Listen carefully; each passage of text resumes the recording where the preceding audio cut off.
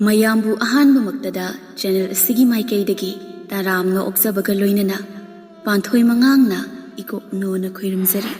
ꯉꯁꯤꯁꯨ ꯃꯌꯥꯝꯒꯤꯗꯃꯛꯇ ꯌꯥꯝꯅ ꯅꯨꯡꯉꯥꯏꯔꯕ ꯋꯥꯔꯤ ꯑꯃ ꯄꯨꯗꯨꯅ ꯂꯥꯛꯆꯔꯤ. ꯋꯥꯔꯤ ꯑꯁꯤꯒꯤ ꯃꯃꯤꯡꯅ ꯑꯄꯣꯛꯄꯤ ꯃꯃꯥꯒꯤ ꯂꯃꯟ ꯁꯤꯡꯕ. ꯋꯥꯔꯤ ꯑꯁꯤꯕꯨ ꯏꯕꯤꯔꯛꯄꯅ ꯕꯤꯖꯨ. ꯍꯧꯖꯤꯛ ꯃꯌꯥꯝꯒꯤ ꯃꯐꯝꯗ ꯋꯥꯔꯤ ꯑꯁꯤ ꯈꯨꯗꯣꯜ ꯇꯝꯖꯔꯤ. ꯃꯌꯥꯝ ꯄꯨꯟꯅ ꯇꯥꯃꯤꯟꯅꯔꯁꯤ. ꯑꯗꯨꯉꯩ ꯃꯇꯝ ꯑꯃꯒꯤ ꯋꯥꯔꯤꯅꯤ. ꯄꯥꯛꯅ ꯆꯥꯎꯕ ꯂꯝꯗꯝ ꯑꯃꯈꯛꯇ ꯅꯤꯡꯊꯧ ꯑꯃ ꯄꯥꯜꯂꯝꯃꯤ. ꯃꯍꯥꯛꯀꯤ ꯃꯃꯤꯡ ꯏꯅꯤꯡꯊꯧ ꯅꯣꯡꯂꯦꯟ ꯍꯥꯏꯅ ꯀꯧꯔꯝꯃꯤ. ꯅꯥꯀꯜ ꯑꯃꯗꯁꯨ ꯂꯝꯗꯝ ꯑꯗꯨꯗ ꯌꯥꯝꯅ ꯂꯥꯏꯔꯕ ꯃꯇꯩ ꯃꯅꯥꯎ ꯑꯃꯈꯛ ꯂꯩꯔꯝꯃꯤ. ꯃꯈꯣꯏ ꯑꯅꯤꯒꯤ ꯃꯆꯥꯅꯨꯄꯤ 8 ꯄꯣꯛꯂꯝꯃꯤ. ꯅꯨꯡꯇꯤ ꯅꯨꯃꯤꯠ ꯈꯨꯗꯤꯡꯒꯤ ꯃꯆꯤꯟ ꯃꯅꯥꯎ 8 ꯑꯗꯨ ꯏꯅꯤꯡꯊꯧ ꯅꯣꯡꯂꯦꯟꯒꯤ ꯁꯅꯥ ꯀꯣꯅꯨꯡꯗ ꯂꯥꯛꯇꯨꯅ ꯁꯅꯥ ꯀꯣꯅꯨꯡꯒꯤ ꯂꯩꯀꯣꯜ ꯁꯦꯟꯅꯕ ꯈꯝꯕꯒꯤ ꯃꯆꯥꯅꯨꯄꯤ ꯊꯣꯏꯁꯅꯥꯒ ꯄꯨꯟꯅ ꯂꯩꯀꯣꯜ ꯑꯗꯨꯗ ꯁꯥꯟꯅꯔꯝꯃꯤ. ꯃꯈꯣꯏ ꯃꯌꯥꯝ ꯄꯨꯟꯅ ꯁꯥꯟꯅꯕ ꯑꯗꯨꯗ ꯊꯣꯏꯁꯅꯥꯅ ꯏꯇꯠ ꯇꯠꯇꯅ ꯃꯆꯤन ꯃꯅꯥꯎ 8 ꯑꯗꯨꯗ ꯑꯁꯨꯝꯅ ꯍꯥꯏꯔꯝꯃꯤ. ꯏꯇꯥꯁꯤꯡ, ꯍꯌꯦꯡ ꯑꯩꯗꯤ ꯂꯨꯍꯣꯡꯂꯕ ꯃꯇꯨꯡ ꯏꯆꯥꯅꯨꯄा ꯑꯃ ꯁꯣꯏꯗꯅ ꯄꯣꯛꯀꯅꯤ. ꯑꯩꯒꯤ ꯏꯆꯥꯅꯨꯄा ꯑꯗꯣ ꯃꯁꯛ ꯃꯇꯧ ꯑꯗꯨꯛꯀꯤ ꯃꯇꯤꯛ ꯐꯖꯒꯅꯤ. ꯃꯥꯂꯦꯝꯁꯤꯗ ꯂꯩꯔꯤꯕ ꯅꯨꯄꯥꯁꯤꯡꯒꯤ ꯂꯛꯇꯒꯤ ꯑꯩꯒꯤ ꯏꯆꯥꯅꯨꯄꯥꯅ ꯃꯁꯛ ꯐꯖꯕ ꯏꯍꯦꯟ ꯍꯦꯟꯒꯅꯤ. ꯑꯩꯒꯤ ꯏꯆꯥꯅꯨꯄꯥ ꯑꯗꯨꯒꯤ ꯂꯥꯏꯕꯛꯇ ꯊꯥ ꯑꯃ ꯊꯣꯛꯀꯅꯤ. ꯑꯗꯨꯒ ꯈꯗꯥꯡꯗꯅ ꯊꯋꯥꯟꯃꯤꯆꯥꯛ ꯑꯃ ꯊꯣꯛꯀꯅꯤ. ꯑꯁꯨꯝꯅ ꯊꯣꯏꯁꯅꯥꯅ ꯍꯥꯏꯕ ꯑꯗꯨ ꯇꯥꯔꯒ ꯃꯥꯒꯤ ꯃꯇꯥꯁꯤꯡꯗꯨꯅ ꯃꯥꯕꯨ ꯅꯣꯛꯅꯔꯝꯃꯤ, ꯂꯛꯅꯔꯝꯃꯤ ꯑꯃꯗꯤ ꯀꯔꯦꯝ ꯀꯊꯥꯏꯅꯔꯝꯃꯤ. ꯅꯣꯡꯃ ꯅꯨꯃꯤꯠ ꯑꯃꯈꯛꯅꯤ ꯏꯅꯤꯡꯊꯧ ꯅꯣꯡꯂꯦꯟꯅ ꯃꯥꯒꯤ ꯂꯩꯀꯣꯜꯗ ꯑꯁꯨꯝ ꯀꯣꯏꯊꯣꯔꯛꯄꯗ ꯊꯣꯏꯁꯅꯥꯅ ꯃꯥꯒꯤ ꯃꯇꯥꯁꯤꯡꯗ ꯍꯌꯦꯡ ꯃꯥꯅ ꯄꯣꯛꯂꯛꯀꯗꯕ ꯃꯆꯥꯅꯨꯄꯥ ꯑꯗꯨꯒꯤ ꯃꯔꯝꯗ ꯑꯁꯨꯝ ꯍꯥꯏꯕꯗꯨ ꯏꯅꯤꯡꯊꯧ ꯅꯣꯡꯂꯦꯟꯅ ꯇꯥꯔꯝꯃꯤ. ꯏꯅꯤꯡꯊꯧ ꯅꯣꯡꯂꯦꯟ ꯃꯄꯨꯛꯅꯤꯡꯗ ꯑꯁꯨꯝꯅ ꯈꯜꯂꯤ. ꯅꯨꯄꯤ ꯑꯁꯤꯅ ꯍꯥꯏꯔꯤꯕ ꯃꯥꯒꯤ ꯃꯆꯥꯅꯨꯄꯥ ꯑꯁꯤꯒꯨꯝꯕ ꯏꯆꯥꯅꯨꯄꯥ ꯑꯃ ꯄꯥꯝꯈ꯭ꯔꯦꯗ. ꯀꯩꯗꯧꯉꯩꯅꯣ ꯑꯩꯅ ꯏꯃꯤꯠꯇ ꯏꯆꯥꯅꯨꯄꯥ ꯎꯔꯛꯀꯗꯕ? ꯑꯩꯒꯤ ꯇꯥꯂꯣꯏ ꯃꯔꯤ ꯂꯩꯕꯕꯨ ꯃꯈꯣꯏ ꯑꯃꯠꯇꯅ ꯑꯩꯉꯣꯟꯗ ꯏꯆꯥꯅꯨꯄꯥ ꯑꯃ ꯈꯨꯗꯣꯜ ꯇꯝꯕꯤꯕ ꯉꯝꯗꯦ.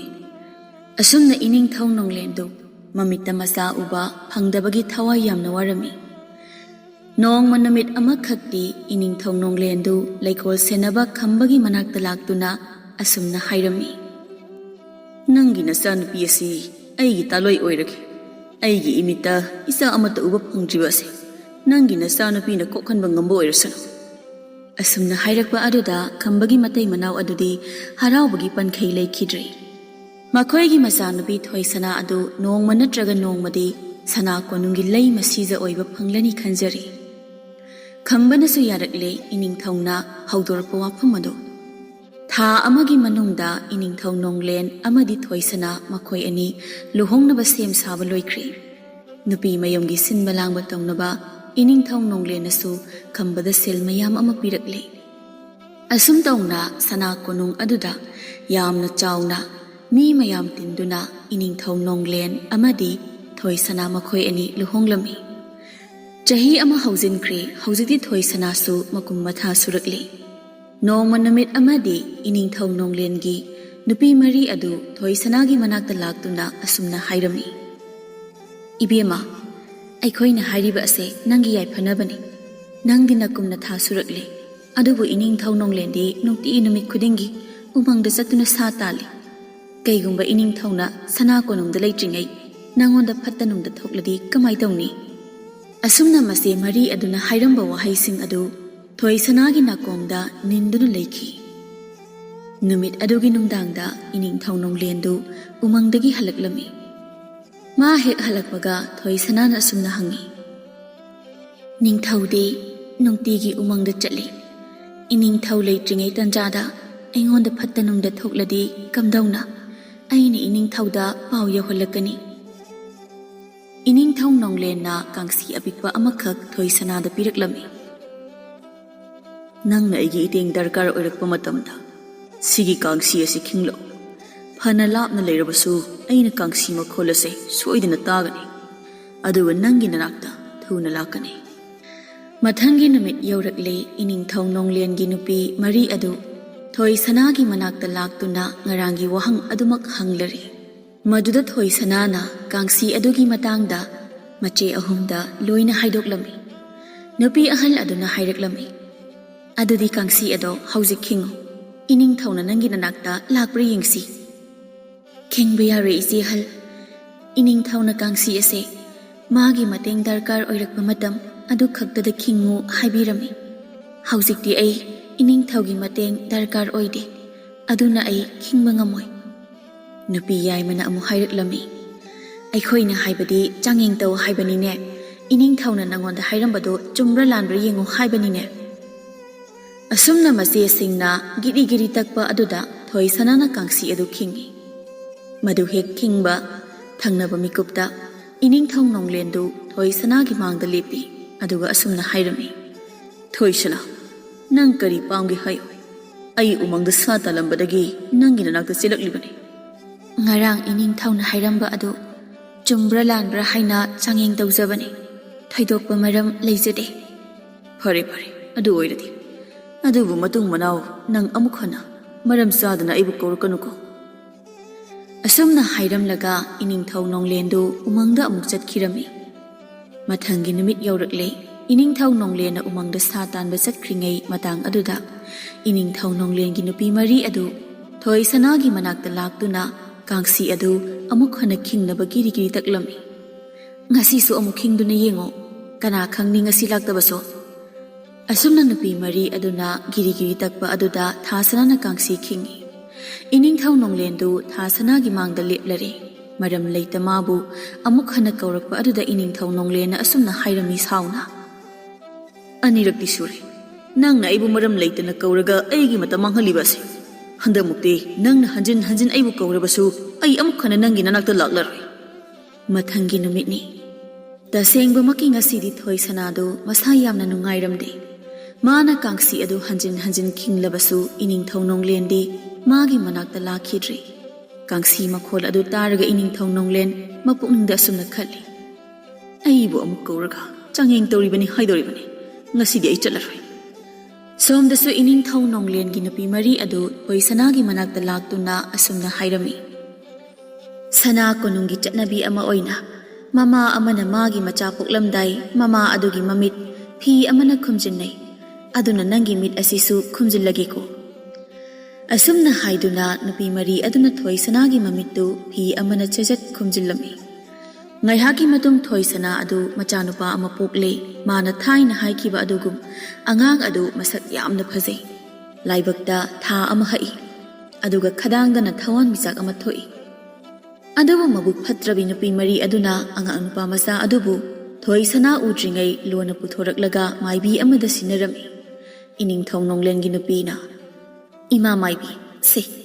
Angang ase makhol amada thogalakano. Natrabadi mama na singnakini. Hore nundang da angang ase hatokera langthokera amatawko. Ay khoy na haibi illabadi nangi sana khawzaw amapigani. Ngayhak leiraga thoi sana na masa khara gyan tarakpa adawaida. Ining thau nonglengi nupi singduna nung amabu ningthada yomlaga thoi sanada pirami. Se, sida leire nangi nazada. Nung adu ubada thoi sana pena kapi aduga mapukningda khali. Horen ining thau na halaklaga. Angang kadayda laikre hangbada. Aina kari kungani. Khanjaba khaktani thoi sana kari sutawba ngamde. Nungdangi matam yaurakpada ining thau nonglen sana konungda halakle. Thoi sana na machanupa ama pokpagi mahut nung ama puklakpa aduda ining thau nonglen yamna saurami aduga thoi sana bu sana konungi minai ohelami.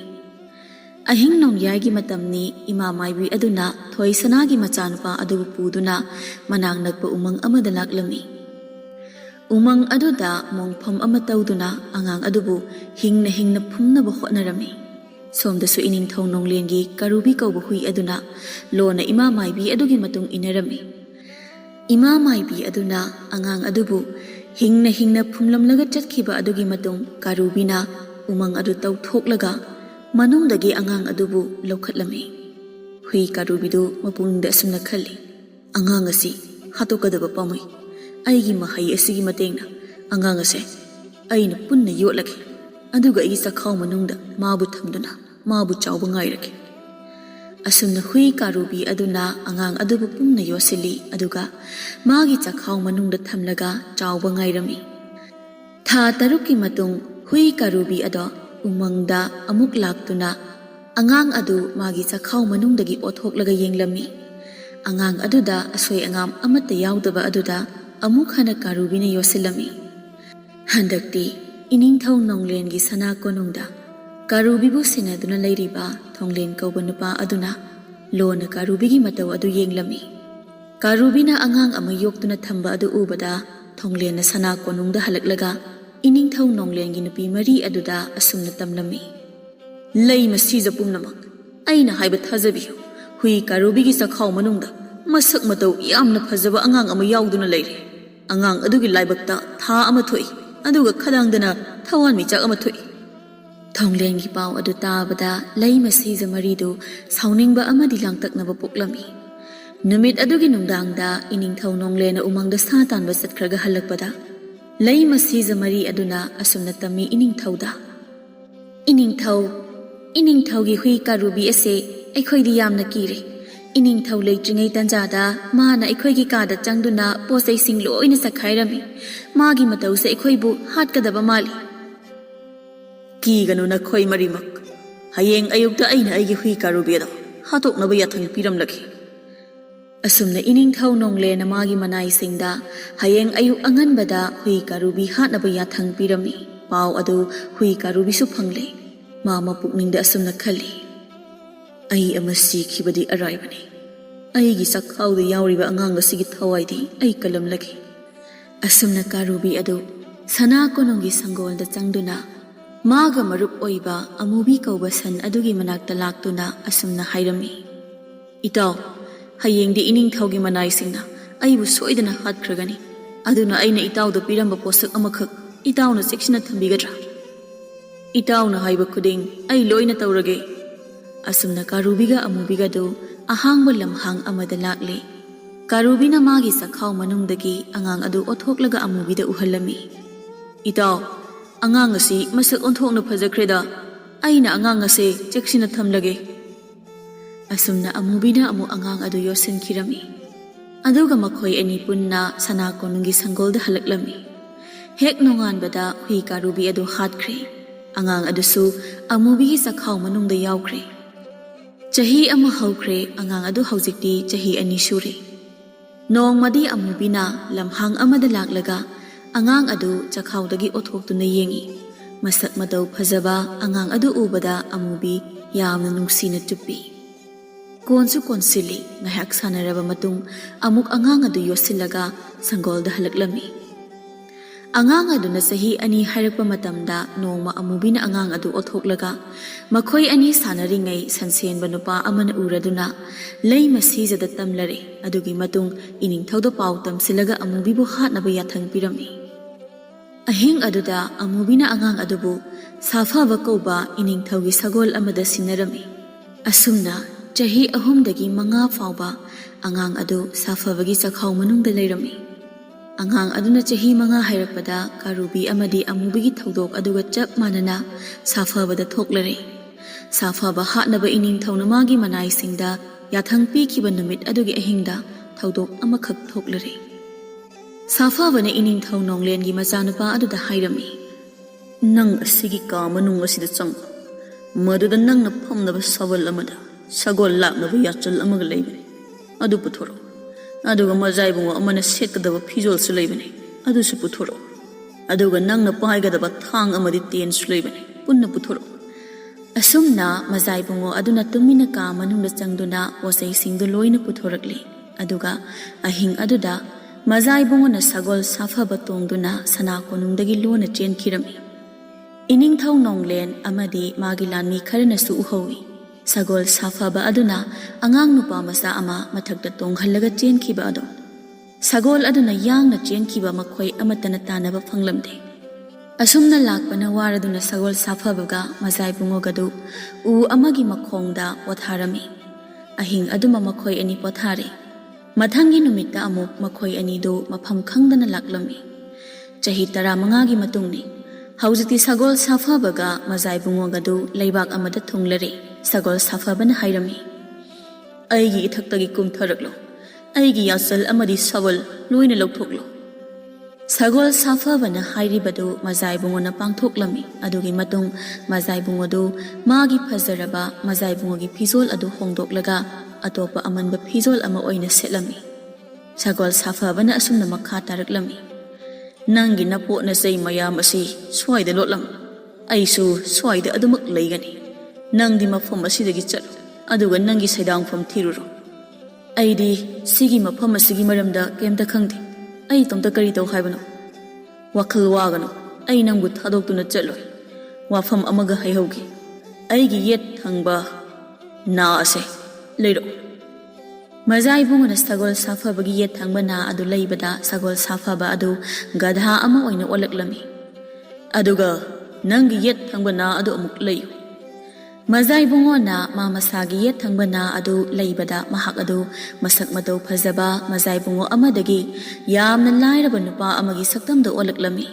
Asumna su mazai bungona lakpada senjaw paiba lalonba amakhak thengnarami Nangbu kanano ne Ai yamna lairaba misak amakhakni aigi thabak pibiyo Hare nang ngasidagi aigi minai oiro Asumna mazai bungo adu lalonba adugi manakta leiduna magi minai oirami Lalonba adugi mayumdu laibak adugi ningthaugi sana konunga yamna naknarami Nongma ahing nongyai amakhakni kalen tha oibagi yamna saba matamni Asaba khangba ngamdraduna mazai bungo adu sana konungi leikolda sangduna potharami aduga yamna phazaba isai amasu matomta saklami Lamdam adugi ningthaugi masanapi atonbi mazai be mathoibina mazai bungogi isai adu tarami Mazai be mathoibi adu mafi sesilaga laikol adom da chenthoktuna yengbada mazai bungona lairaba nupa amagi saktamda leirambadu thengnarami Kanano nangbo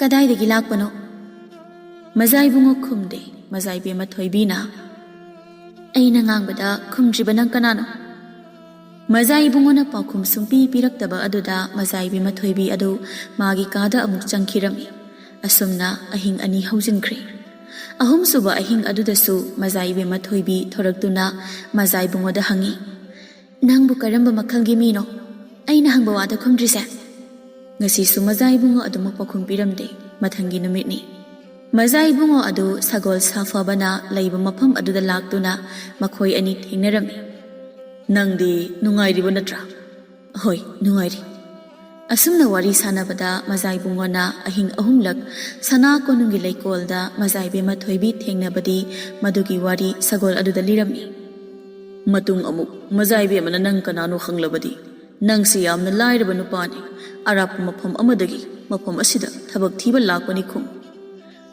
Asumna ngahak wari sanaraba matung mazai bungodu lalonba adugi mayumda halaklami Namit adugi ahing nongyaida mazai bungo adu sana konungi leikolda Isai saktuna leirami Ngasi su mazai be mathoibi thoraktuna hangi Nang kadaidagi lakpano Nang kanano Ai yamna lairaba nupani Arapa mafam amadagi mafam asida thabak thiba lakpani Asumna paukhum pirami ahing ahum thangna mazai be mathoibi na chap manaba wahang mazai bungoda hangi Mazai bungona su chap manaba paukhum pirami Mathangi numita mazai be mathoibidu mapa iningthau nongsabagi manakta laktuna asumna hairami Babung ai luhonglage lepe aigi body ai isana khanjage Iningthau nongsabana su masanupigi wada yarami Iningthau nongsabana magi khangna chanaba anakpa amadi arapada leiba ningthau singda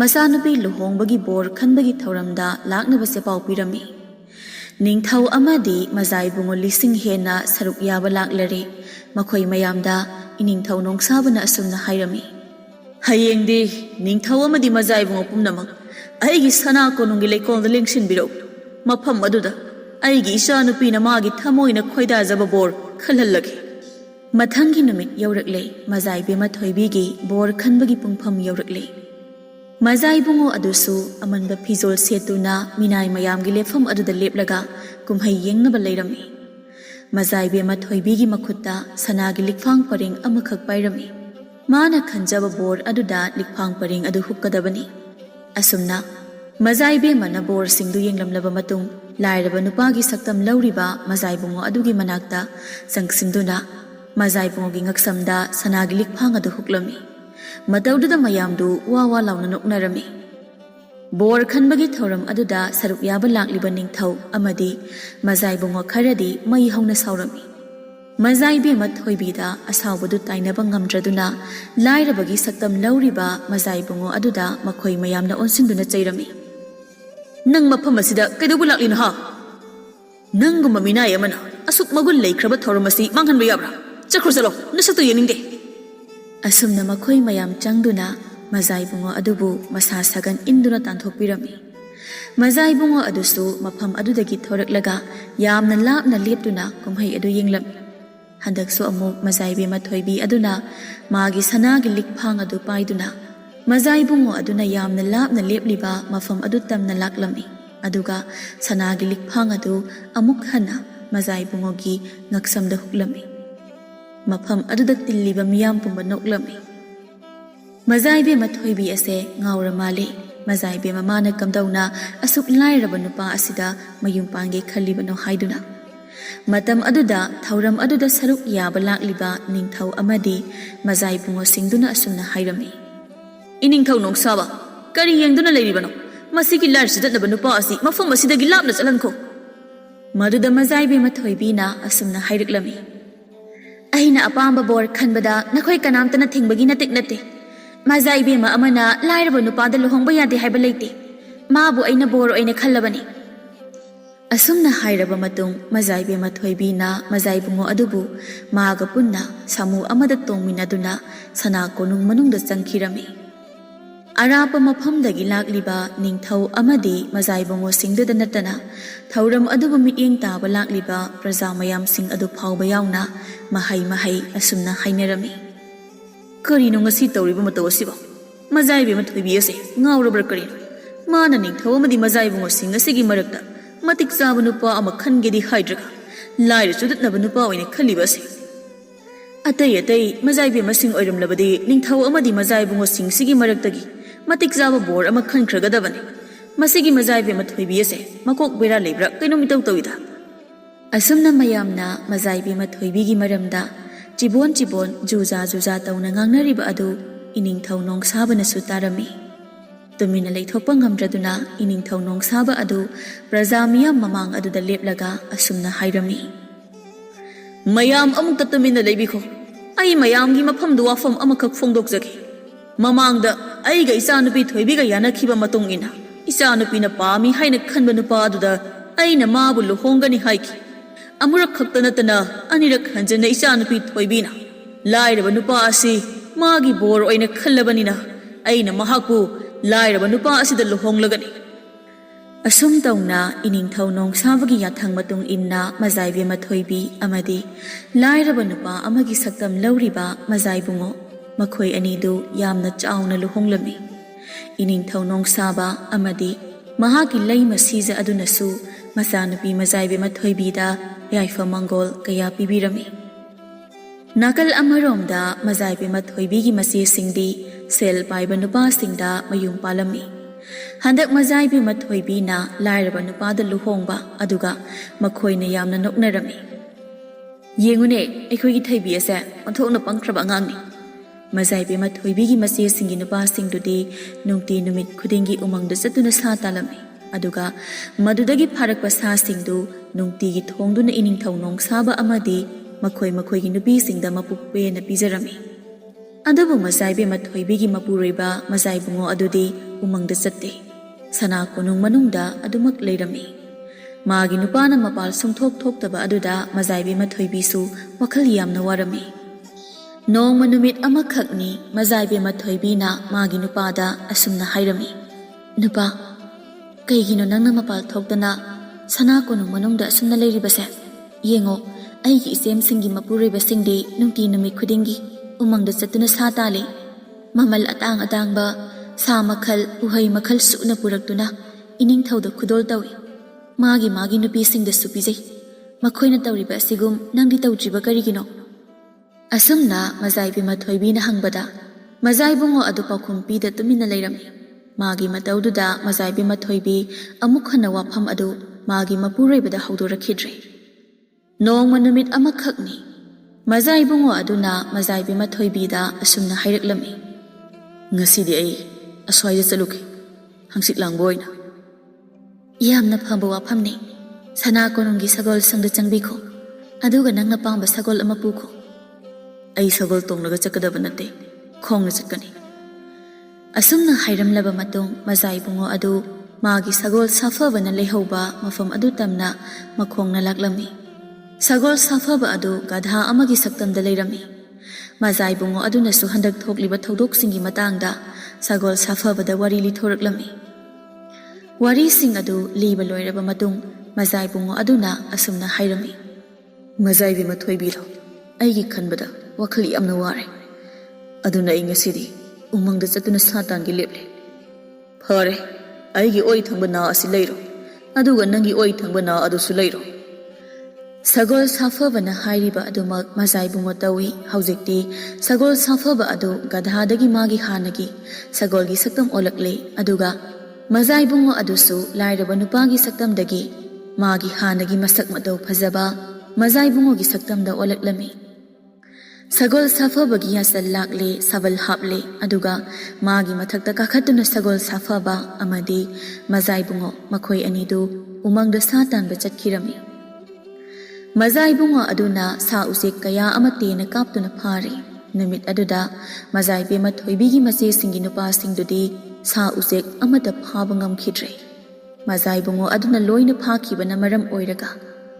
Nongthil talak oirakpa adawaida mazai bungo adu waraduna uzau amagi makhada phamlaga luklen chanaba sem sarami.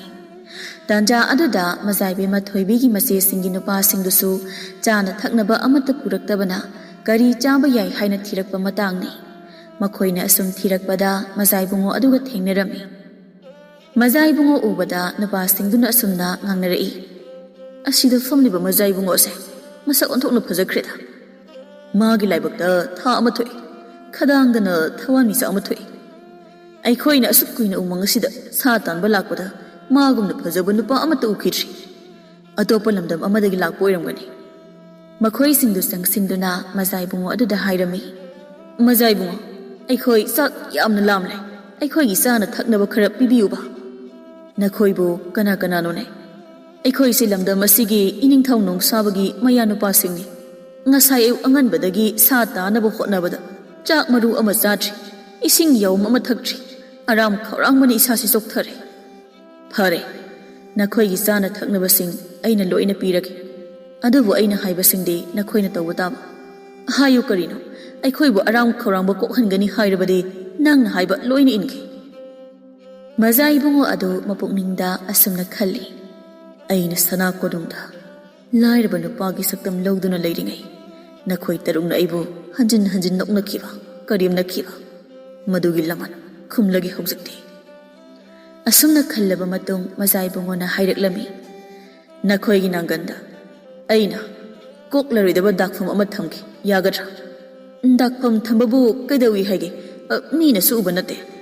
Asumna yanaraba matung mazai bungo aduna mayek sum kok kok taba masu kharana nupa taruk adugi nanganda dakpham amam yeklami. Adu loiraga makhoi taruk adu chak mabuk thanba makhai charaga sana konungda hankirami. Ngaihak leiraga mazai bungo adusu sagol safaba tongduna sana konungda halaklami. Sana konungda leiriba mioi singna mazai bungo adubu masak khanglamde iningthau nongsabanasu masak khangde. Maduda iningthau nongsabana mazai bungo aduda asumna hangi. Ibungo nangbu kana aise iningthaugi nasanupi atonbi mazai be mathoibigi mapuroibani. Oidaba ngangana aigi isanupi thoibigi nupadi masak thiba lairaba nupani. Asengbani ai mazai be mathoibigi nupani. Asumna mari yenarakpa aduda kona thangda mazai be mathoibi kauduna mazai bungo adubu yenghalami. Masak phajaba mazai bungo adu magi nupara nattabra hangbada mazai be mathoibina asumna khummi. Madi aigi nupasu natana aigi nupadi masak yamna thiba lairaba nupani. Mazai be ma aibu thajabiyo aisi nangi napuroibani. Nate nangdi atopa thangnaba lamdam amadagi lakpa mazai bungo oiramgani. Aina wasaktuna haijariba asini aisi nangi napuroibani. Asumna Mazaibe Mathoibiga Mazaibungo aduga Magi nupani natte haina ngangnarami. Kona thangda Mazaibungo aduna makhoi ani kamdauna thengna khiba kamdauna luhong khiba kamdauna mana umangda chatba haibana chingba wari sing adu amata sithadalirakpadagi Mazaibe mana khanglaklami. Masak matau yamna phajaba nupa adu tasengna magi mapuriba aduni haibase. Wari singdu taraba matung Mazaibe Mathoibi amadi sana konungda tilliba mioi pumba loina khangle. Masak matau yamna phajaba nupa adu Mazaibe Mathoibi gi nupani haibase. Asum tauna Mazaibe Mathoibiga Mazaibungo adugado numit adudagi hauna sana konung manungda nungaina leikhirami. Aduga sagol safaba adusu sana konungi sagol sangda leirami. Matam khara haujingkre nongma numit amakhakni. Sana konungi darbarda iningthau nongsaba amadi magi maya nupasingdu punna tilami. Mayam pullingi marak aduda Mazaibe Mathoibigi mapureba Mazaibungo aduna asumna hairaklami. Iningthau ibungo sana konung manungda huranba khara leire makhoi hana phadoksi. Asuk yamba miyam maraktagi kamdauna huranba masak khangani. Yamna laiba thabakni. Darbar manungda leiriba misingse magi furit thangalaga yeng mananganda dakfam taba miyoisingdo huranba ngaktani. Asumna Mazaibungo aduna hairiba wada iningthau nongsabana thajaraduna darbar manungda leiriba misingdo furit haigatlaga mananganda yenglami. Mamangda Mazaibungo aduna thengnakhiba iningthau nongsabagi mayanupasingdudi Mazaibungo aduna mananganda kokpa nairoidaba mukna mami khara yekhibani. Mami singdu hojik phau makhoidi masada leiribana maram oiraga makhoi singdu huranbani haina mayamna khanglami. Iningthau nongsabagi mayanupasingduna sana konungi darbar mamangda maya mamangda ikai phirup khumba adu uraga Mazaibungo aduna mapukningda asumna khali. Kamdawi hojikti nakhoisu mayamangda ikai phirup khumledana. Matam amada nakhoina ibu noknakhiba aingonda karim kathainaba tawkhiba singadugi laman aina mikup asida khumlabani. Asumna Mazaibungo adu mapukningda apianba pokjarami. Nongma numit amakhakni sagol safaba aduna Mazaibungo adugi manakta laktuna asumna hairami. Hojikti nangi matam yaurakle mafam asida nang kuina leitharagano. Nangi loinabi Mazaibe Mathoibi puduna nangi poknafam lamdam aduda chatnaba tawrasi. Mafam aduda chalaga aibu kari taw haibano. Mafam adu yauda yaukhisano. Madugi matung nangna kari tawgadabano haibasingdo aina loina hairagi. Asumna sagol safaba aduna hairaba matung Mazaibungo adunasu magi taloi Mazaibe Mathoibi da hairami. Mazaibe Mathoibi nasu amuk magi mapa ningthau iningthau nongsabadagi yathang laure. Iningthau nasu yathang pirakle. Mathangi numita Mazaibungo adune Mazaibe Mathoibi ne aduga sagol safaba adune makhoi ahum punna mafam adu thadoktuna Mazaibungo adugi puknafam lamdam oiriba iningthau nonglengi lamdam aduda laklami. Asumna sum lakpana numit khara haujingkre. Kona thangda makhoi ahum adu iningthau nonglengi lamdam aduga thangnana leiba umang aduda yauraklami. Umang adu lanthokpa loitringai numit tabana hankre.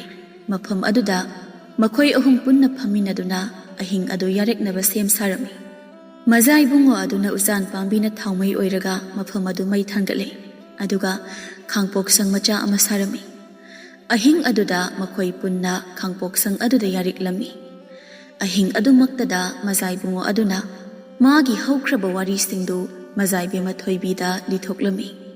Asumna wari singdu lina ahing adu haukhirami. Mathang numiki ayu angan bani lanmi anikhak laktuna iningthau nonglenda asumna paudamlami. Iningthaugi awang thangba umangadomda masak khangdaba anauba khangpok sang ama saduna lehore. Kari haiba masak khangdaba anauba khangpok sang haiba. Ai khangle anakpa mafamdagi aibu nungsidaba mi oisingna natraga ningthau amana aigi ithakta landaba lakpa soidana oiramgani. Iningthau nonglena magi achanba manai ama kauduna asumna hairami. Aigi inai tarabra haujingmak awang thangba umangadumda chat aduga nauna sajilakliba khangpok sang adu kanagi khangpok sangnu haiba yengtholuchu. Asumna manai ado iningthau nonglengi yathang matung inna umang aduda laktuna ꯈꯥꯡꯄꯣꯛꯁꯪ ꯑꯗꯨꯗ ꯂꯩꯔꯤꯕ Magi ꯕꯨꯡꯉꯣ ꯑꯃꯗꯤ ꯃꯖꯥꯏꯕꯤ ꯃꯊꯣꯏꯕꯤ ꯃꯈꯣꯏ ꯑꯅꯤꯒꯤ ꯃꯔꯤ ꯃꯈꯣꯡ ꯍꯪꯂꯝꯃꯤ꯫ ꯃꯗꯨꯗ Magi ꯕꯨꯡꯉꯣ ꯑꯗꯨꯅ ꯑꯏꯕ ꯆꯦꯄꯥꯎ ꯑꯃ ꯑꯣꯏꯅ ꯃꯅꯥꯏ ꯑꯗꯨꯗ ꯄꯤꯔꯛꯂꯝꯃꯤ꯫ ꯃꯅꯥꯏ ꯑꯗꯨꯅ ꯆꯦꯄꯥꯎ ꯑꯗꯨ ꯏꯅꯤꯡꯊꯧꯗ ꯄꯤꯔꯝꯃꯤ꯫ ꯄꯥꯔꯒ ꯌꯦꯡꯕꯗ ꯑꯁꯨꯝꯅ ꯏꯔꯝꯃꯤ: ꯏꯅꯤꯡꯊꯧ, ꯅꯪꯗꯤ ꯅꯇꯤꯛ ꯅꯒꯨꯟ ꯂꯩꯕ ꯅꯤꯡꯊꯧꯅꯤ꯫ ꯑꯩꯕꯨ ꯀꯤꯕꯤꯒꯅꯨ꯫ ꯑꯩꯗꯤ ꯃꯐꯝ ꯑꯁꯤꯗ ꯏꯅꯤꯡꯊꯧꯗ ꯂꯥꯟꯗꯥꯕ ꯂꯥꯛꯄ ꯅꯠꯇꯦ꯫ ꯑꯩꯁꯦ ꯏꯅꯤꯡꯊꯧ ꯅꯪꯒꯤ ꯍꯦꯛ ꯄꯣꯛꯆꯕ ꯅꯆꯥꯃꯛꯅꯤ ꯈꯟꯕꯤꯌꯨ꯫ ꯑꯩ ꯃꯖꯥꯏ ꯕꯨꯡꯉꯣ ꯑꯃꯈꯛꯅꯤ꯫ ꯑꯩꯅ ꯃꯐꯝ ꯑꯁꯤꯗ ꯂꯥꯛꯂꯤꯕ ꯑꯁꯦ ꯏꯅꯤꯡꯊꯧꯒ ꯀꯔꯤꯒꯨꯝꯕ ꯋꯥꯔꯤ ꯈꯔ ꯁꯥꯟꯅꯅꯤꯡꯗꯨꯅ ꯂꯥꯛꯆꯕꯅꯤ꯫ ꯑꯩꯅ ꯆꯥꯛꯂꯦꯟ ꯑꯆꯧꯕ ꯑꯃꯈꯛ ꯁꯤꯟꯖꯒꯦ꯫ ꯏꯅꯤꯡꯊꯧꯅ ꯂꯝꯗꯝ ꯑꯁꯤꯒꯤ ꯃꯤꯑꯣꯏ ꯈꯨꯗꯤꯡꯒ ꯄꯨꯟꯅ ꯆꯥꯛꯂꯦꯟ ꯑꯁꯤꯗ ꯁꯔꯨꯛ ꯌꯥꯕꯤꯌꯨ꯫ ꯃꯤꯑꯣꯏ ꯑꯃꯠꯇ ꯆꯤꯊꯗ ꯑꯩꯒꯤ ꯏꯅꯥꯛꯇ ꯂꯥꯛꯍꯟꯕꯤꯌꯨ꯫ ꯃꯖꯥꯏ ꯕꯨꯡꯉꯣꯒꯤ ꯆꯦꯄꯥꯎ ꯑꯗꯨ ꯄꯥꯔꯕ ꯃꯇꯨꯡ ꯏꯅꯤꯡꯊꯧ ꯅꯣꯡꯂꯦꯟ ꯋꯥꯈꯜ ꯈꯔ ꯌꯥꯡꯂꯝꯃꯤ꯫ ꯈꯨꯗꯛ ꯑꯗꯨꯗ ꯏꯅꯤꯡꯊꯧꯅ ꯃꯥꯒꯤ ꯄꯥꯎꯃꯤ ꯈꯔ ꯊꯥꯗꯨꯅ ꯑꯁꯨꯝꯅ ꯃꯌꯥꯝꯗ ꯄꯥꯎ ꯁꯟꯗꯣꯛꯂꯝꯃꯤ: ꯇꯥꯎ ꯇꯥꯎ ꯇꯥꯎ, ꯇꯥꯗꯕꯁꯨ ꯇꯥꯍꯧꯔꯣ, ꯑꯇꯥꯕꯁꯨ ꯇꯥꯍꯧꯔꯣ꯫ ꯑꯋꯥꯡ ꯊꯪꯕ ꯎꯃꯪ ꯑꯁꯤꯗ ꯏꯅꯤꯡꯊꯧꯒꯤ ꯃꯔꯨꯞ ꯑꯃꯈꯛꯅ ꯆꯥꯛꯂꯦꯟ ꯑꯃ ꯁꯤꯜꯂꯤ꯫ ꯄ꯭ꯔꯖꯥ ꯈꯨꯗꯤꯡꯅ ꯑꯃꯠꯇ ꯆꯤꯊꯗ ꯆꯥꯛꯂꯦꯟ ꯑꯗꯨꯗ ꯁꯔꯨꯛ ꯌꯥꯒꯗꯕꯅꯤ꯫ ꯏꯅꯤꯡꯊꯧꯒꯤ ꯑꯀꯟꯕ ꯌꯥꯊꯪꯅꯦ꯫ ꯑꯁꯨꯝꯅ ꯏꯅꯤꯡꯊꯧ ꯅꯣꯡꯂꯦꯟꯅ ꯂꯨꯆꯤꯡꯗꯨꯅ ꯃꯤꯑꯣꯏ ꯀꯌꯥ ꯑꯃ ꯎꯃꯪ ꯑꯗꯨꯗ ꯆꯥꯛꯂꯦꯟ ꯆꯥꯕ ꯂꯥꯛꯂꯝꯃꯤ꯫ ꯃꯌꯥꯝ ꯑꯗꯨꯒꯤ ꯃꯔꯛꯇ ꯆꯥꯛꯂꯦꯟ ꯆꯥꯕ ꯂꯥꯛꯇ꯭ꯔꯤꯕ ꯑꯁꯤ ꯏꯅꯤꯡꯊꯧ ꯅꯣꯡꯂꯦꯟꯒꯤ ꯅꯨꯄꯤ ꯑꯇꯣꯟꯕꯤ ꯊꯣꯏꯁꯅꯥ ꯈꯛꯇꯅꯤ꯫ ꯊꯣꯏꯁꯅꯥꯗꯗꯤ ꯀꯅꯥꯅꯁꯨ ꯎꯃꯪꯗ ꯆꯥꯛ ꯆꯥꯁꯤ ꯍꯥꯏꯅ ꯍꯥꯏꯕꯤꯗꯦ꯫ ꯃꯥꯕꯨ ꯃꯤ ꯑꯃ ꯑꯣꯏꯅ ꯃꯁꯤꯡ ꯊꯥꯕꯤꯗꯦ꯫ ꯂꯝꯗꯝ ꯑꯗꯨꯒꯤ ꯃꯤꯑꯣꯏ ꯈꯨꯗꯤꯡꯅ ꯎꯃꯪ ꯑꯗꯨꯗ ꯆꯥꯛꯂꯦꯟ ꯆꯥꯕ ꯂꯥꯛꯂꯕ ꯃꯇꯝꯗ ꯃꯥꯒꯤ ꯑꯄꯣꯛꯄꯤ ꯃꯃꯥ ꯊꯣꯏꯁꯅꯥ ꯌꯥꯎꯔꯛꯇꯦ ꯍꯥꯏꯕ ꯃꯖꯥꯏ ꯕꯨꯡꯉꯣ ꯑꯗꯨꯅꯁꯨ ꯈꯪꯂꯝꯃꯤ꯫ ꯃꯇꯥꯡ ꯑꯗꯨꯗ ꯃꯖꯥꯏ ꯕꯨꯡꯉꯣ ꯑꯗꯨꯅ ꯏꯅꯤꯡꯊꯧ ꯅꯣꯡꯂꯦꯟꯗ ꯑꯁꯨꯝꯅ ꯍꯪꯂꯝꯃꯤ: ꯏꯅꯤꯡꯊꯧ, ꯍꯧꯖꯤꯛ ꯂꯥꯛꯄꯤꯔꯤꯕ ꯃꯤꯑꯣꯏꯁꯤꯡꯁꯤꯅ ꯂꯣꯏꯔꯕ꯭ꯔꯥ? ꯑꯋꯥꯠꯄ ꯑꯃꯠꯇ ꯂꯩꯕꯤꯍꯧꯗ꯭ꯔꯕ꯭ꯔꯥ? ꯑꯍꯣꯏ, ꯂꯣꯏꯅ ꯁꯨꯅ ꯂꯥꯛꯂꯦ꯫ ꯃꯤ ꯑꯃꯠꯇ ꯂꯩꯍꯧꯗ꯭ꯔꯦ꯫ ꯁꯦꯡꯗꯤ ꯁꯦꯡꯂꯦꯀꯣ ꯏꯅꯤꯡꯊꯧ? ꯏꯅꯤꯡꯊꯧꯅ ꯍꯥꯏꯔꯤꯕꯁꯦ ꯑꯁꯦꯡꯕꯅꯤꯅꯦ ꯏꯕꯨꯡꯉꯣ꯫ ꯑꯩꯅ ꯈꯟꯕꯗ ꯅꯨꯄꯤ ꯑꯃꯗꯤ ꯂꯥꯛꯀꯗꯕ ꯋꯥꯠꯂꯤꯕ ꯃꯥꯜꯂꯤꯗ꯫ ꯀꯅꯥꯅꯣ ꯍꯥꯏꯁꯤꯕꯨ? ꯀꯔꯝꯕ ꯅꯨꯄꯤꯅꯣ ꯋꯥꯠꯂꯤꯕꯁꯦ? ꯑꯇꯩ ꯀꯅꯥ ꯅꯠꯇꯦ ꯏꯅꯤꯡꯊꯧ, ꯏꯅꯤꯡꯊꯧꯒꯤ ꯂꯩꯀꯣꯜ ꯁꯦꯟꯅꯕ ꯅꯨꯄꯥ ꯑꯗꯨꯒꯤ ꯃꯆꯥꯅꯨꯄꯤ, ꯏꯅꯤꯡꯊꯧꯒꯤꯅ ꯅꯨꯄꯤ ꯑꯇꯣꯟꯕꯤ ꯑꯗꯨꯅꯤ꯫ ꯍꯧꯖꯤꯛ ꯃꯍꯥꯛ ꯑꯗꯨ ꯏꯅꯤꯡꯊꯧꯒꯤ ꯁꯅꯥ ꯀꯣꯅꯨꯡꯗ ꯃꯤꯅꯥꯏ ꯑꯃ ꯑꯣꯏꯅ ꯂꯩꯔꯤꯕꯅꯤ꯫ ꯍꯣꯏꯅꯦ, ꯆꯨꯝꯃꯤꯅꯦ꯫ ꯑꯩꯗꯤ ꯃꯥꯒꯤ ꯚꯥꯞꯀ ꯑꯣꯏꯔꯨꯗ꯭ꯔꯦ꯫ ꯑꯁꯨꯝꯅ ꯍꯥꯏꯅꯔꯕ ꯃꯇꯨꯡ ꯃꯖꯥꯏ ꯕꯨꯡꯉꯣ ꯑꯗꯨꯅ ꯍꯥꯏꯕꯗꯒꯤ ꯐꯖꯔꯕ ꯁꯒꯣꯜ ꯒꯥꯔꯤ ꯑꯃ ꯊꯧꯔꯥꯡ ꯇꯧꯗꯨꯅ ꯃꯖꯥꯏ ꯕꯨꯡꯉꯣ ꯑꯗꯨꯒꯤ ꯑꯄꯣꯛꯄꯤ ꯃꯃꯥ ꯊꯣꯏꯁꯅꯥꯕꯨ ꯂꯧꯕ ꯆꯠꯅꯕ ꯁꯦꯝ ꯁꯥꯔꯝꯃꯤ꯫ ꯑꯇꯩ ꯃꯅꯥꯏ ꯈꯔꯁꯨ ꯃꯖꯥꯏ ꯕꯨꯡꯉꯣ ꯑꯗꯨꯅ ꯁꯅꯥ ꯀꯣꯅꯨꯡꯗ ꯃꯃꯥ ꯊꯣꯏꯁꯅꯥꯒꯤ ꯃꯅꯥꯛꯇ ꯊꯥꯔꯝꯃꯤ꯫ ꯃꯅꯥꯏꯁꯤꯡ ꯑꯗꯨꯗ ꯊꯣꯏꯁꯅꯥꯕꯨ ꯐꯖꯅ ꯏꯔꯨ ꯂꯨꯖꯔꯒ ꯐꯖꯕ ꯐꯤꯖꯣꯜ ꯁꯦꯠꯍꯜꯂꯒ ꯁꯒꯣꯜ ꯒꯥꯔꯤ ꯑꯗꯨꯗ ꯄꯨꯔꯛꯀꯗꯕꯅꯤ ꯍꯥꯏꯅ ꯌꯥꯊꯪ ꯇꯧꯈꯤ꯫ ꯑꯁꯨꯝꯅ ꯃꯅꯥꯏꯁꯤꯡꯗꯨꯅ ꯊꯣꯏꯁꯅꯥ ꯂꯧꯕ ꯆꯠꯈ꯭ꯔꯤꯉꯩ ꯃꯇꯥꯡ ꯑꯗꯨꯗ ꯏꯅꯤꯡꯊꯧ ꯅꯣꯡꯂꯦꯟ ꯃꯄꯨꯛꯅꯤꯡꯗ ꯑꯁꯨꯝꯅ ꯈꯜꯂꯤ: ꯃꯁꯤꯒꯤ ꯅꯨꯄꯥ ꯑꯁꯦ ꯃꯁꯛ ꯃꯇꯧ ꯑꯣꯟꯊꯣꯛꯅ ꯐꯖꯈ꯭ꯔꯦꯗ꯫ ꯂꯥꯏꯕꯛꯇꯅ ꯊꯥ ꯑꯃ ꯊꯣꯛꯏ, ꯈꯗꯥꯡꯗꯅ ꯊꯋꯥꯟꯃꯤꯆꯥꯛ ꯑꯃ ꯊꯣꯛꯏ꯫ ꯀꯔꯝꯕ ꯂꯝꯗꯝꯗꯒꯤ ꯂꯥꯛꯄꯅꯣ ꯃꯍꯥꯛꯄꯨ? ꯉꯥꯏꯍꯥꯛ ꯂꯩꯔꯒ ꯁꯒꯣꯜ ꯒꯥꯔꯤ ꯑꯗꯨꯗ ꯊꯣꯏꯁꯅꯥ ꯂꯥꯛꯂꯝꯃꯤ꯫ ꯃꯖꯥꯏ ꯕꯨꯡꯉꯣ ꯑꯗꯨꯅ ꯐꯖꯕ ꯕꯦꯕꯥꯔꯒ ꯂꯣꯏꯅꯅ ꯊꯣꯏꯁꯅꯥꯗ ꯏꯀꯥꯏ ꯈꯨꯝꯅꯕ ꯎꯠꯂꯤ꯫ ꯃꯖꯥꯏ ꯕꯨꯡꯉꯣꯅ ꯊꯣꯏꯁꯅꯥꯗ ꯎꯠꯂꯤꯕ ꯃꯑꯣꯡ ꯃꯇꯧꯁꯤꯡ ꯑꯗꯨ ꯎꯔꯒ ꯏꯅꯤꯡꯊꯧꯒꯤ ꯐꯠꯇ꯭ꯔꯕ ꯅꯨꯄꯤ ꯃꯔꯤ ꯑꯗꯨꯗꯤ ꯃꯁꯥꯗ ꯀꯂꯛ ꯈꯝꯕꯟꯕꯅ ꯄꯤꯛ ꯊꯟꯈꯤ꯫ ꯆꯥꯛꯂꯦꯟ ꯆꯥꯕꯒꯤ ꯃꯇꯥꯡ ꯑꯗꯨꯗꯁꯨ ꯃꯖꯥꯏ ꯕꯨꯡꯉꯣ ꯑꯗꯨꯅ ꯃꯥꯒꯤ ꯑꯄꯣꯛꯄꯤ ꯃꯃꯥ ꯊꯣꯏꯁꯅꯥꯕꯨ ꯁꯅꯥꯒꯤ ꯄꯨꯈꯝ ꯇꯦꯡꯀꯣꯠꯇ ꯄꯤꯖꯔꯝꯃꯤ꯫ ꯑꯗꯨꯒ ꯃꯥꯒꯤ ꯑꯣꯏꯅ ꯇꯣꯉꯥꯟꯅ ꯑꯍꯥꯎꯕ ꯃꯊꯦꯜ ꯂꯨꯀꯣꯏ ꯀꯌꯥ ꯑꯃ ꯁꯦꯝ ꯁꯥꯕꯤꯔꯝꯃꯤ꯫ ꯃꯖꯥꯏ ꯕꯨꯡꯉꯣ ꯑꯗꯨꯒꯤ ꯃꯇꯧꯗ ꯊꯣꯏꯁꯅꯥꯁꯨ ꯑꯁꯨꯝꯅ ꯈꯜꯂꯤ: ꯀꯅꯥꯒꯤ ꯃꯆꯥꯕꯨ ꯑꯣꯏꯔꯤꯒꯕ? ꯃꯁꯛ ꯑꯣꯟꯊꯣꯛꯅ ꯐꯖꯈ꯭ꯔꯦꯗ꯫ ꯃꯤꯅꯨꯡꯁꯤꯅ ꯂꯩꯔꯤꯕ, ꯂꯥꯏꯕꯛ ꯑꯃꯗꯤ ꯈꯗꯥꯡꯗ ꯇꯥꯔꯤꯕ ꯊꯥꯒ ꯊꯋꯥꯟꯃꯤꯆꯥꯛꯀꯒꯤ ꯃꯃꯤ ꯑꯁꯤꯁꯨ ꯑꯣꯟꯊꯣꯛꯅ ꯅꯤꯡꯊꯤꯔꯦ꯫ ꯑꯁꯨꯝꯅ ꯇꯧꯅ ꯆꯥꯛꯂꯦꯟ ꯑꯗꯨ ꯄꯨꯟꯅ ꯆꯥꯔꯝꯃꯤ꯫ ꯃꯇꯝ ꯈꯔ ꯍꯧꯖꯤꯟꯈ꯭ꯔꯦ꯫ ꯅꯣꯡꯃ ꯅꯨꯃꯤꯠ ꯑꯃꯈꯛ ꯃꯖꯥꯏ ꯕꯨꯡꯉꯣ ꯑꯗꯨꯅ ꯏꯅꯤꯡꯊꯧꯒꯤ ꯃꯅꯥꯛꯇ ꯂꯥꯛꯇꯨꯅ ꯑꯁꯨꯝꯅ ꯍꯥꯏꯔꯝꯃꯤ: ꯏꯅꯤꯡꯊꯧ, ꯅꯪꯒꯤ ꯅꯆꯥ ꯑꯃꯠꯇ ꯂꯩꯇꯕ꯭ꯔꯥ? ꯑꯩꯒꯤꯁꯨ ꯏꯆꯥ ꯑꯃꯠꯇ ꯄꯣꯛꯇ꯭ꯔꯦꯅꯦ ꯏꯕꯨꯡꯉꯣ꯫ ꯏꯅꯤꯡꯊꯧ, ꯑꯩꯁꯤ ꯀꯅꯥꯅꯣ ꯍꯥꯏꯕꯗꯤ ꯏꯅꯤꯡꯊꯧ ꯈꯪꯕꯤꯕ꯭ꯔꯥ? ꯑꯩꯗꯤ ꯈꯪꯗꯦ꯫ ꯑꯩꯁꯦ ꯏꯅꯤꯡꯊꯧꯒꯤ ꯍꯦꯛ ꯄꯣꯛꯆꯕ ꯅꯆꯥꯅꯨꯄꯥꯅꯤ꯫ ꯑꯗꯨꯒ ꯑꯩꯕꯨ ꯄꯣꯛꯄꯤ ꯏꯃꯥꯅ ꯂꯩꯀꯣꯜ ꯁꯦꯟꯅꯕ ꯅꯨꯄꯥꯒꯤ ꯃꯆꯥꯅꯨꯄꯤ ꯊꯣꯏꯁꯅꯥꯅꯤ꯫ ꯏꯃꯤꯠꯇ ꯏꯆꯥ ꯎꯒꯦ ꯐꯪꯗ꯭ꯔꯕ ꯑꯩꯕꯨ ꯀꯔꯝꯅ ꯅꯪꯒꯤ ꯅꯄꯥꯕꯨꯡ ꯑꯣꯏꯔꯤꯕ? Matam aduda mazai bungo aduna magi haukraba wari singdu iningthau nonglenda amata chithada loina lithoruklami. Wari singdu liba loiraba matung maga loina duna lakliba sagol safaba adusu mazai bungo aduna iningthauda masak taklami. Wari adu taba loirabada haraubana pik thalaba iningthau nonglena mazai bungo adubu mathada chetna konsilami. Haujikti aigi isanupa leire. Aigi isanupa leire. Karigi nangna umang asida leigadoribano. Aiga punna sana konongda chasi. Ai mafam asida nangbu unaba lakpa natte. Aigi apokpi ima unaba lakpani. Ima bu puduna aina ikuboki lamdamda chakhigani. Adumna haigana. Nangsu nangi taloiga punna aigi inakta leigadabani. Nangi apokpi ima su aina amuk hana lokshingani. Aikhoi punna nangi nanakta leihaninglabadi. Nangi taloi mari ado nangi nakhutmangna khatkadabani. Madu natrabadi aikhoi nangi nanakta leiba ngamloi. Asumna mazai bungo aduna hairakpa matung inna iningthau nonglen makhutmakna magi nupi mari adu khatkirami. Aduga makhoi punna sana konung manungda leirami. Sagol safaba adusu ningthaugi athoiba sagol oina nungaina leikhi.